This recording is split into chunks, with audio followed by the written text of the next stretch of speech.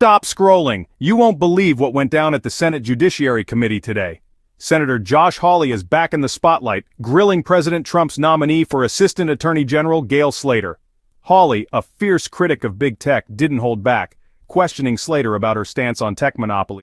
And that I also asked your soon-to-be boss, Robert Kennedy Jr., about when he was sitting right where you are, and that's the use of abortive fetal tissue in NIH-funded research. I asked now Secretary Kennedy directly if he would reinstate President Trump's policy that prohibits abortive fetal tissue research in NIH-funded grants. He said that he would.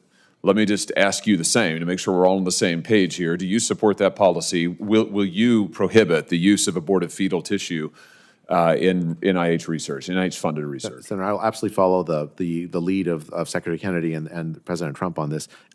Just very quickly, may say why it's so important that we have alternatives. Because during the pandemic, I would often be on Catholic radio, and people would ask me whether the mRNA vaccines were made or developed with fetal stem cell lines. And I had to say yes, and they had a lot of the folks who were calling in had ethical objections. In public health, we need to make sure the products of the science are ethically acceptable to everybody. And so having alternatives that are not ethically conflicted to fetal stem cell lines is not just an ethical issue, but it's a public health issue.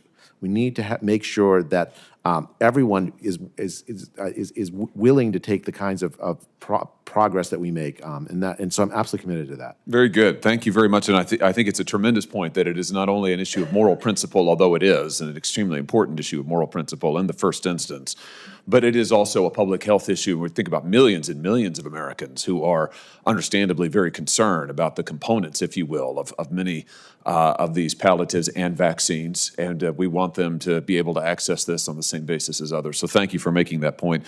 Let me ask you about something else that your soon-to-be boss, Secretary Kennedy, has said recently, that he has talked about his concerns that NIH is working to advance, in some instances, Big Pharma's bottom line rather than the health needs and health interests of the American people. And he recently wrote in the Wall Street Journal that he wants to propose stopping NIH funding going from researchers who have conflicts of interest, who have a financial benefit with a Big Pharma company.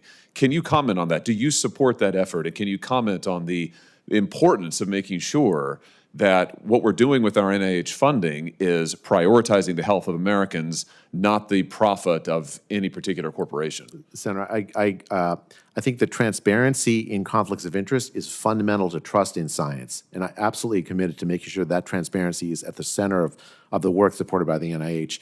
I also commit, Senator, to, and I mentioned this earlier, to supporting research on products that are already off patent, that don't necessarily have a drug company behind it, but that could have potentially enormous benefit for treating chronic diseases or preventing chronic diseases. I think the NIH ought to be doing research in support of the public good, not just parochial research in support of a few companies. Fantastic. I think that's so important to restoring the sense of credibility and trust that the American people frankly have lost in the NIH and much of our public scientific apparatus because of the financial conflicts of interest, because of the prevalence of Big Pharma, but also because, and you and I discussed this as well, what happened during COVID-19.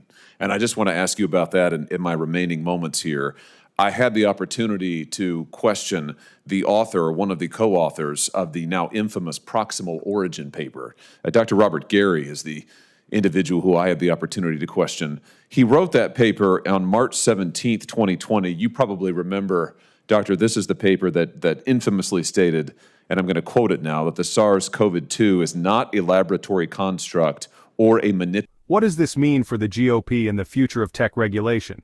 Stay tuned to Red, Blue, and You for more insightful breakdowns of the issues shaping our country.